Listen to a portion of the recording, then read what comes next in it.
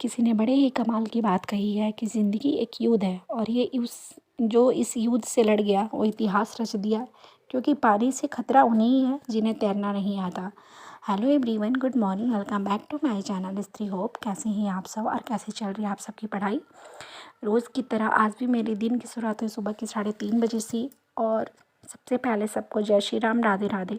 यहाँ पे मैंने अपनी फर्स्ट लॉट स्टार्ट करी थी और फर्स्ट लॉट में मैंने सबसे पहले सैटरडे संडे में, मतलब संडे के दिन थोड़ी सी व्यस्तता ज़्यादा थी, तो उसमें मैंने थोड़ी सी जो मेरे टॉपिक थे विलोम की, क्योंकि उसमें डिकोड वाले बुक में विलोम मतलब बहुत, तो उसमें 7-8 पेज में दिया हुआ है, तो थोड़ा सा मैं उसको स्किप कर दी थी। फिर मैं नेक्स्ट चैप्टर पे चली गई, क्योंकि मैंने सोचा कि चलो ठीक है, मैं उसको नेक्स्ट डे उसको रिवीजन कर लूँगी मॉर्निंग में। थोड़ा सा ये मेरे लिए ज़्यादा अच्छा रहता है, मॉर्निंग में मैं अच्छे से सारी चीज़ों को पढ़ लेती हूँ, थोड़ा सा उस टाइम माइंड भी बिल्कुल फ्रेश रहता है, तो इसलिए मैंने उसको छोड़ दिया। क्योंकि जो टॉपिक जैसे होता है ना कि जब मैं दोबारा पढ़ती हूँ और मैं वो भी दोबारा से गलत करती हूँ, तो मैं उसको अंडरलाइन करते जाती हूँ कि ठीक है, जब मैं थर्ड टाइम उसको पढूँ तो फिर वही गलती ना हो। तो इसलिए मैंने सारे को, मतलब एक होता है ना, कलेक्ट करके और बुक में ही रखा था कि एक बार जब मंडे को, मतलब जब मैं उठूँ अपनी रिवीजन करने के बाद, तो एक बार मैं उसको रिवाइज़ करूँगी। वहाँ से अपनी पढ़ाई करने के बाद आर्या की स्कूल थी, तो फिर मैं रोज़ की तरह अपने किचन में आ गई थी। और क्योंकि क्या बोलते हैं, उनका स्कूल भी था और उनको स्कूल भी भेजना था, तो इसलिए सबसे पहले तो जितनी भी सारे लोग 58 लोग मेरे से जुड़े, वो 58 लोग मेरे से, मतलब मेरे लिए 58 लैक्स के बराबर है। उनके लिए सबसे पहले बहुत ज़्यादा थैंक यू। जितने लोगों ने मेरे लिए पॉजिटिव कमेंट किए, मैं उनको दिल से धन्यवाद कहना चाहती हूँ कि जो एक ट्रस्ट होता है ना, आप लोगों ने बनाया और दिखाया, तो कहीं ना कहीं उससे बहुत ज़्यादा मोटिवेशनल मिलता है कि हाँ ठीक है, सामने वाला, मतलब कि हमें भी कोई कहने वाला है कि ठीक है आप अच्छा कर रही हो। तो सच्ची बताऊँ तो मतलब आजकल, मतलब कि चीज़ें जो होता है ना कि जब हम अपने बारे में पॉजिटिव चीज़ें सोचने लगते हैं या सुनने लगते हैं, तो थोड़ा सा एक, मतलब कि एनर्जी जो वाइब्रेट होती है, मतलब कि वो दोगुनी हो जाती है कि हाँ ठीक है, मुझे करना है और मैं अच्छा कर रही हूँ। क्योंकि ये सफ़र मैंने ज़ीरो से स्टार्ट करी थी और कहीं न कहीं मेरे लिए बहुत बड़ी बात है कि ज़ीरो से लेके 58 लोगों को जोड़ना, ये मेरे लिए बहुत बड़ी बात है।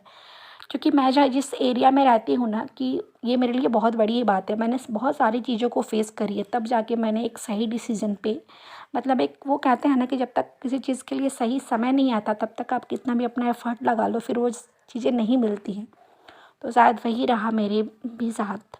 और एक मेरी सब्सक्राइबर है, उन्होंने मेरे से क्वेश्चन करी थी। सबसे पहले तो बहन आपको दिल से थैंक यू, आप मेरी सब्सक्राइबर बनी और आपने पूछा था कि मेरी फैमिली में कौन कौन है। तो मेरी फैमिली में मेरे हस्बैंड, मेरी मदर इन लॉ, मेरी दोनों बेटियां और मैं। 2022 में जो मेरे फादर इन लॉ थे, तो उनकी जो कोरोना की सेकंड स्टेज आई थी, उसमें उनकी हार्ट अटैक हो गई, तो वो उनकी डेथ हो गई उस टाइम। और तब से हम ही लोग रहते हैं। मेरी फैमिली में और भी लोग हैं, मतलब मेरी 2 जेठानियाँ हैं लोग, लेकिन यहाँ कोई नहीं रहता। उनके बाल बच्चे सारे लोग चेन्नई, मतलब साउथ में रहते हैं, तो उनका भी आना जाना रहता है। जैसे मान लीजिए जब बच्चों की छुट्टियाँ होती हैं, तो कोई ना कोई आता ही रहता है। मेरे यहाँ ऐसा नहीं है कि मतलब कोई नहीं आता, सबका आना जाना हमेशा लगा रहता है। 1-1.5 महीने बाद कभी कोई आया, कभी जैसे, मतलब जैसे जैसे उन लोगों के पास टाइम होता है, इसके अकॉर्डिंग वो लोग सारी चीज़ें अपना करते हैं।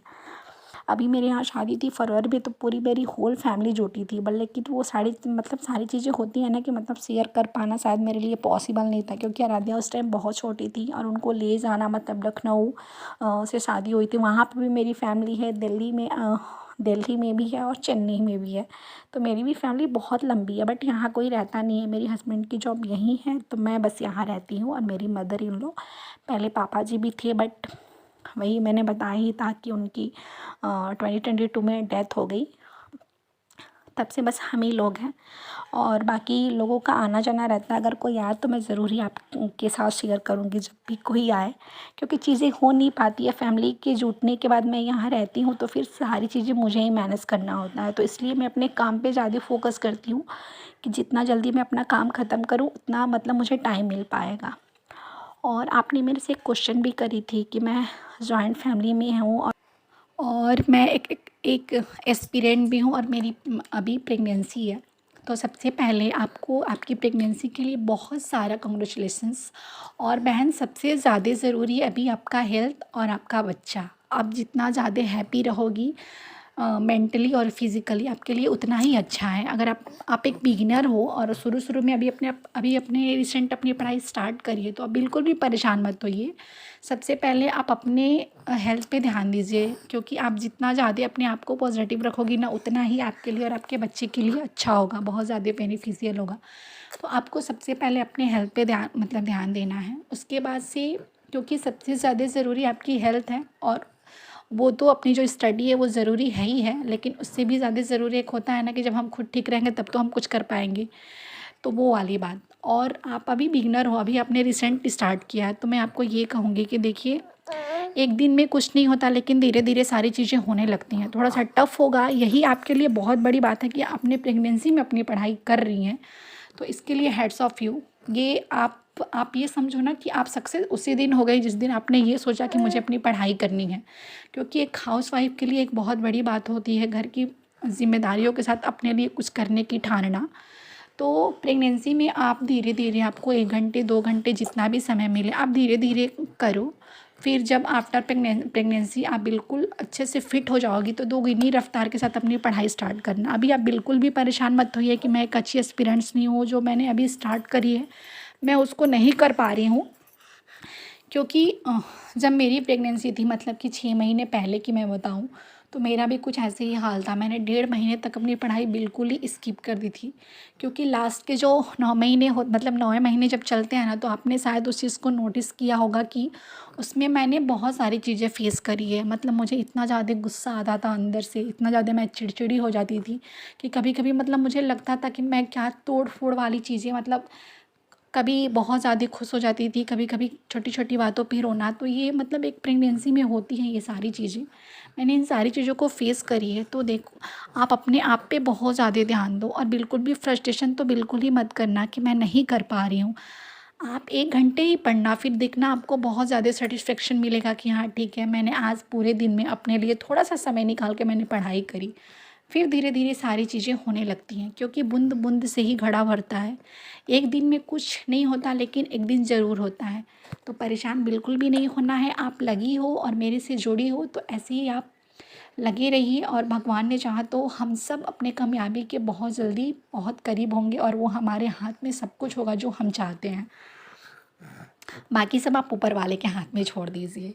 और ये मेरा रात का ब्लॉग है। रात में मैंने जियोग्राफी स्टार्ट करी थी, और अभी मैं 2 ही बुक, मतलब और 3 से 4 दिन बचे हुए हैं 50 डेज़ कंप्लीट होने में। तो चलिए फिर हम कल मिलते हैं अपनी नई बातों के साथ। तब तक के लिए बाय बाय, टेक केयर। आप सब अपना ख्याल रखिएगा। और यही था मेरा आज पूरे दिन का ब्लॉग। उम्मीद करती हूँ शायद ये आप लोगों को अच्छा लगे। तो फिर सबको जय श्री राम, राधे राधे, जय माता दी।